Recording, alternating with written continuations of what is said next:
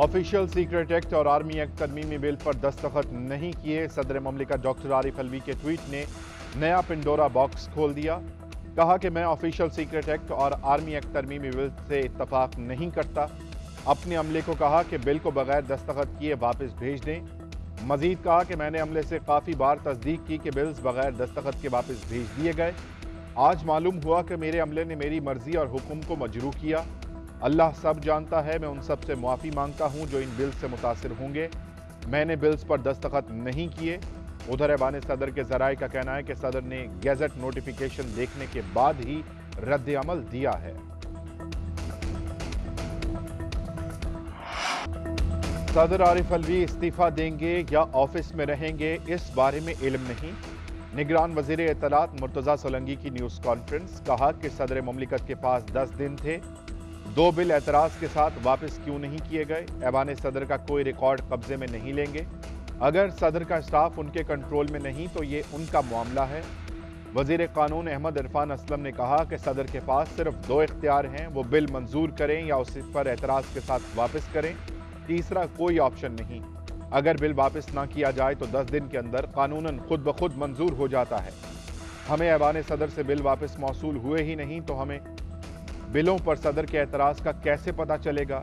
PTI अदालत जाती है तो उनका आईनी हक है। वजारत कानून और इंसाफ का सदर के हालिया ट्वीट पर तशवीश का इजहार। वजारत कानून और इंसाफ ने कहा कि आइन के आर्टिकल 75 के मुताबिक जब कोई बिल मंजूरी के लिए भेजा जाता है तो सदर के पास 2 इख्तियारात होते हैं, या तो मंजूरी दें या मामला पार्लियामेंट को भेजें। आर्टिकल 75 कोई तीसरा ऑप्शन फराहम नहीं करता। सदर ने जानबूझकर मंजूरी में ताखीर की। उधर वजारत कानून ने गैजेट नोटिफिकेशन के साथ इंटरनल वजाहती नोटिफिकेशन जारी कर दिया। नोटिफिकेशन में कहा गया कि आर्मी एक्ट तरमीमी बिल 11 अगस्त से जबकि ऑफिशियल सीक्रेट एक्ट 17 अगस्त से मंजूर तसव्वुर होगा। आरिफ अलवी का बयान सदर के ओहदे की तौहीन है। कौन झूठ बोल रहा है, क्या इसका तायुन ट्वीट से होगा। साबिक वजीर दाखिला राना सनाउल्लाह कहते हैं कि अगर ऐसा हो गया था तो सदर साहब इंक्वायरी होल्ड करते। आरिफ अलवी ने इस मनसब को शर्मिंदा किया। इस मामले को अब इंक्वायरी से हल किया जा सकता है। इस मामले से पूरी दुनिया में हमारी बदनामी होगी। इसहाक डार बोले कि सदर का बयान नाकाबिल यकीन है। इखलाकियात का तकाजा है कि सदर मुस्ताफ़ी हों। सदर मौसर अंदाज में दफ्तरी काम करने में नाकाम रहे। ख्वाजा आसिफ ने ट्वीट किया कि आरिफ अलवी को नोटिफिकेशन के 2 दिन बाद याद आया कि मुआफ़ी मांगनी है। बददयानती की कोई हद होती है। जब पीटीआई दौर में अपोजिशन के खिलाफ कानून का बेदरीग इस्तेमाल किया गया, उसकी भी मुआफ़ी मांगे। क्या सदर कहना चाहते हैं कि उनकी नाक के नीचे बिल्स पर कोई और दस्तखत करता है। अगर ऐसा ही है तो सदर को इस ओहदे से फौरी तौर पर मुस्ताफ़ी होना चाहिए। सेनेटर शरी रहमान कहती हैं, अगर आपका अमला आपके कहने में नहीं तो आप सदारती मनसब छोड़ दें। तहरीक इंसाफ की हुकूमत में वो सदर हाउस की तो कोऑर्डिनेंस फैक्ट्री के तौर पर चलाते रहे। क्या उस वक्त भी ऑर्डिनेंसेस पर कोई और दस्तखत करके वापस करता था। सदर आरिफ अलवी अपने वजाहती बयान के बाद सदारत के आईनी ओहदे पर रहने के अहल नहीं। फैसल करीम कुंडी बोले कि आरिफ अलवी का बयान अपने ही ओहदे की तौहीन है। ये कैसे सदर हैं जिनका अमला उनके कंट्रोल में नहीं। सदर ने पहले बिल पर साइन किए, अब कहते हैं कि मैंने नहीं किए। आरिफ अलवी गैर जिम्मेदार शख्स हैं, उन्हें इस्तीफा देना चाहिए।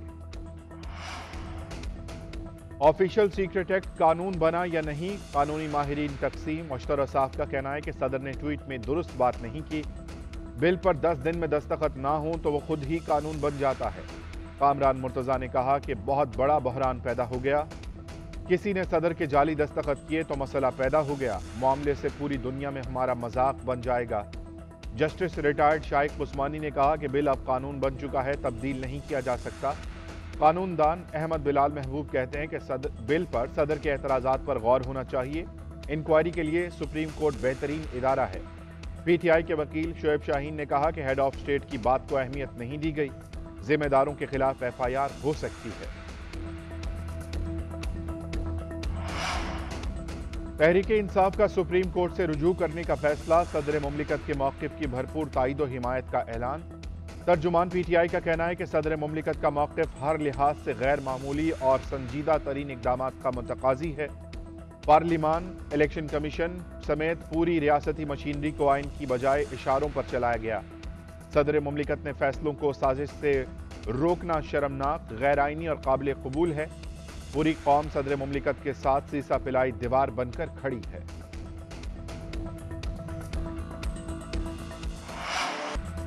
तहरीक इंसाफ का ऑफिशियल सीक्रेट एक्ट के तहत असद उमर की गिरफ्तारी का दावा। वफाकी पुलिस और FIA का असद उमर की गिरफ्तारी से लाइल्मी का इजहार। उधर साइफर केस में शाह महमूद कुरैशी का 1 रोजा जिस्मानी रिमांड मंजूर।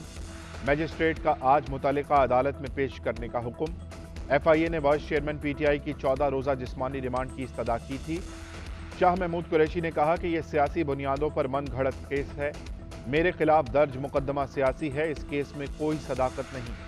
किसी साजिश का हिस्सा था, न किसी साजिश का हिस्सेदार बनने का इरादा रखता हूं।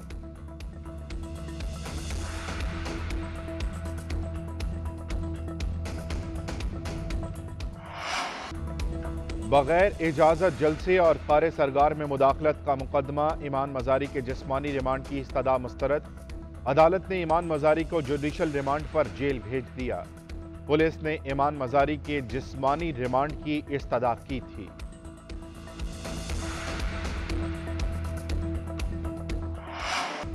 साबिक वज़ीर आज़म शहबाज शरीफ लंदन पहुंच गए। तर्जुमान मुस्लिम लीग नून मरियम औरंगजेब कहती हैं कि शहबाज शरीफ पार्टी कायद से मुलाकात करेंगे। नवाज शरीफ की वतन वापसी पर मशावरत होगी। पार्टी के दीगर रहनुमा भी नवाज शरीफ से मिलने पहुंचेंगे। कानूनी टीम नवाज शरीफ को वतन वापसी पर केसेस के हवाले से ब्रीफिंग देगी।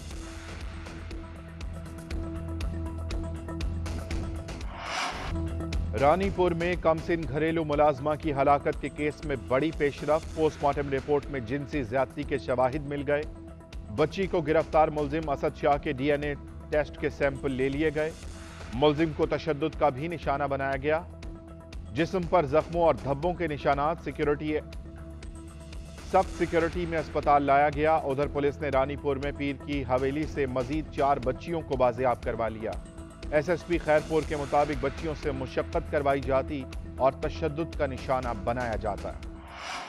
पिंडी भटिया के करीब मुसाफिर कोच की पिकअप को टक्कर। हादसे के बाद बस में आग लग गई। रेस्क्यू हुकाम के मुताबिक आग पिकअप में लोड डीजल की वजह से लगी। देखते ही देखते आग ने दोनों गाड़ियों को अपनी लपेट में ले लिया।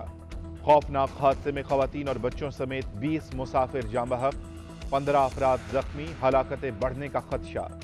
जाँ बहक होने वालों में एक ही खानदान के 4 अफराद शामिल थे। बस में 35 से जायद अफराद सवार थे। मुतासरा बस कराची से इस्लामाबाद जा रही थी। भारतीय रैला आने से दरियाए सतलुज में सैलाबी सूरत हाल। बहावल नगर में हेड सलमानकी के मुकाम पर सैलाबी रैले ने तबाही मचा दी। दर्जनों आबादियां ज़ेरे आब। मकीनों की नकल मकानी। 450 अफराद को महफूज मकाम पर मुंतकिल कर दिया गया।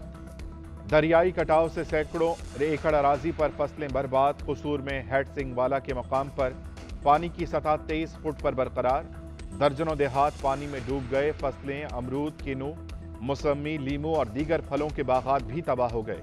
लोग इलाका छोड़ने लगे। कई खानदानों का घर ना छोड़ने का फैसला।